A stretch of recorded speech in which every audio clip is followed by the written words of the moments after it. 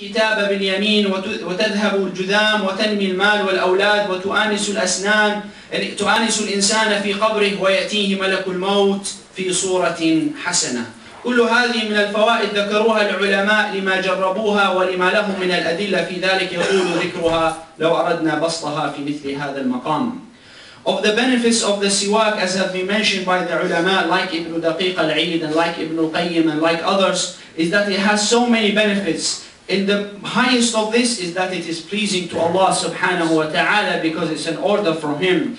And on the other consequence, it actually displeases the shaitan, because anything that pleases Allah displeases the shaitan.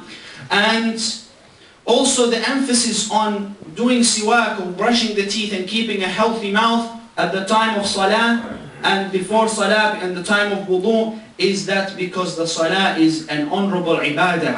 It's a closeness to Allah subhanahu wa ta'ala. So when somebody approaches such an occasion, it is best that he is in a high state of cleanliness and hygiene, and obviously the oral hygiene is one of the important aspects in this regards. In addition to the known benefits, like it helps the gums and it makes the teeth whiter and it benefits the digestion, there are other hidden elements as well which have been mentioned by the scholars, like that it helps the memory, it actually makes the sound, the voice better, it helps the person's notes, the letters as he pronounces them in the Quran and others to be better sounding, it pushes away sleeping and tiredness, and obviously as a result of it being a closeness to Allah, it actually also increases the good deeds.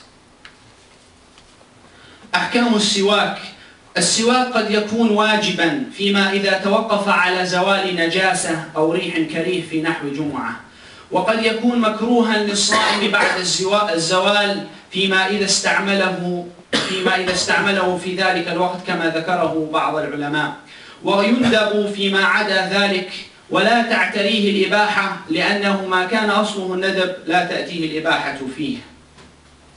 والسواك يقصد بأي آلة خشنة يمكن دلك الأسنان بها، فيمكن لك إذا لم تجد عود الأراك الذي هو العود هذا الخشبي أن تستخدم حتى منديلا أو ثوبا، ولكن أفضل أنواع السواك المسنون هو غصن الأراك وجذر الأراك اليابس المندي بالماء، ثم الرطب، ثم سعف النخل، ثم الزيتون، ثم كل ذي ريح طيب من بقية العيدان. ويكره الاستياك بالريحان لما قيل أنه يورث الجذام. وأفضل الأراك كما ذكرنا هو المندى بالماء، ثم المندى بالريق، ثم بشيء رطب. وكل هذا يبين لنا أن أهمية تنظيف الأسنان لا يقتصر على هذه الآية وهذه الخشبة، إنما على المسلم أن يسعى في كل آلة لينظف أسنانه ويسعى إلى ذلك ما استطاع.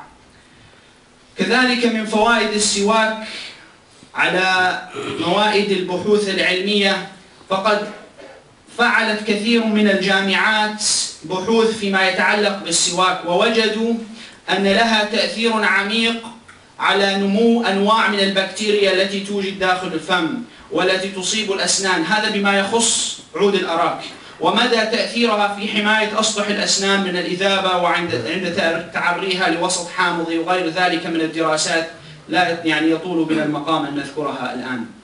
Brothers and sisters, a siwak can become compulsory if somebody has something najis in his mouth, like for example bleeding gums, or if somebody vomits, may Allah honor you, and he has some remnants in his mouth, then he must clean his mouth from this najasa. It may be disliked, as some of the ulama mentioned, for the fasting person after the zenith, because it's something that Allah subhanahu wa ta'ala is pleased with, i.e. the smell of a fasting person's mouth. And other than this, it is a recommended act that a person should carry out throughout his daily practice. And what we have to understand as well is that siwak is not just by using the stick. There's the wooden stick which the Muslims have and they use, which is made from a tree called al-arak. That's the best type of stick to use because that's the sunnah of the Prophet sallallahu alaihi wasallam.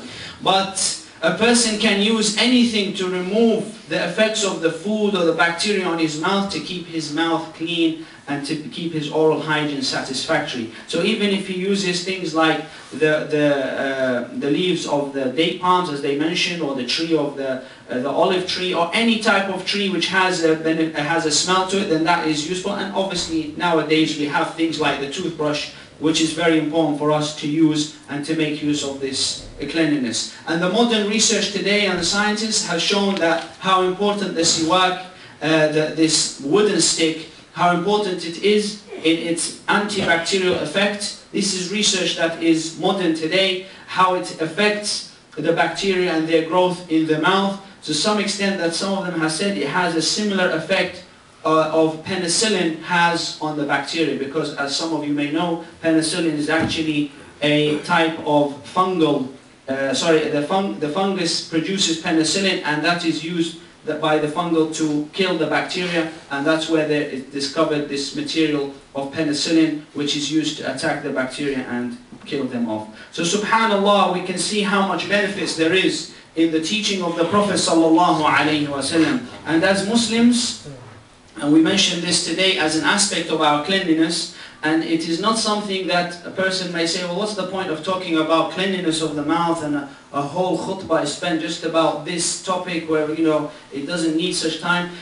We go back to the sunnah and we see how the Prophet ﷺ was teaching us these practices. As humans, we need reminders and we need to remember our things. And in my line of work, I see Muslims' mouth and I'm not impressed with their mouths by what I see, because of the lack of care that they look after, because of the lack of following the sunnah of the Prophet ﷺ. If everybody knew how to live perfectly in terms of their cleanliness, in terms of, like we mentioned last week, then nobody would need the advice of the Prophet ﷺ. But rather, as humans, we need a teacher, and Allah subhanahu wa ta'ala sent to us the best of teachers, Muhammad sallallahu alayhi wasallam, and he continued to remind people about the akhlaq. And one of the important aspects of akhlaq is cleanliness, because as Muslims our presentation has to be good, and that is one aspect of that is regards to oral hygiene. أقول قولي هذا وأستغفر الله لي ولكم واستغفروه إنه هو الغفور الرحيم.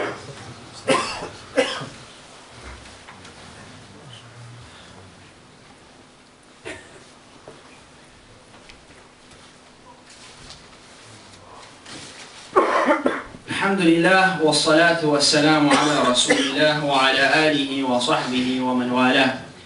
Respected brothers and sisters, there is something which I need to bring your attention to, which is happening in Sheffield, and it's important for us as Muslims that we remind ourselves of these occasions, these happenings, so that we become protected.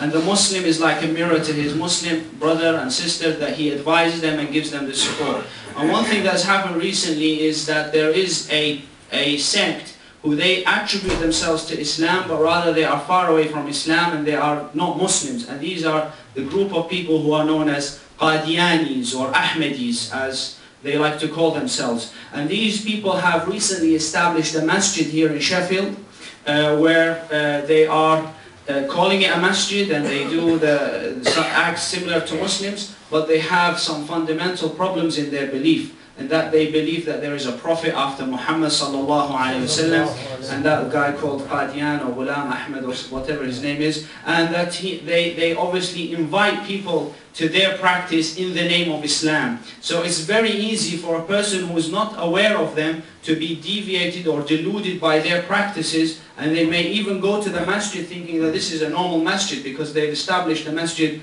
in one part of Sheffield, I think it's called Sussex Street. So as Muslims, we have to know that these people are not Muslims, and their danger is in the fact that they call themselves Muslims. So we have to be aware. The Jews, we know they call themselves Jews, and the Christians are Christians, and the Sikhs and Hindus all have the names. But these people, they're not Muslims, yet they disguise themselves as Muslims, and they go around calling themselves Muslims and trying to encourage other Muslims to come to their way of thinking. But anybody, anyone, any Muslim who has a sound mind and understands the fundamentals of deen can see their deviation in what they believe, in the deviation of their practices. So it's very important that we are aware of this and that we don't fall into this trap. Secondly, with regards to another totally different issue, and that's something that has spread amongst Muslims today, which is the phenomenon of using Facebook or such websites where they take details of people and your friends and your companions. And I've noticed this on a personal level, but again there are some people who have started to study the actual effects of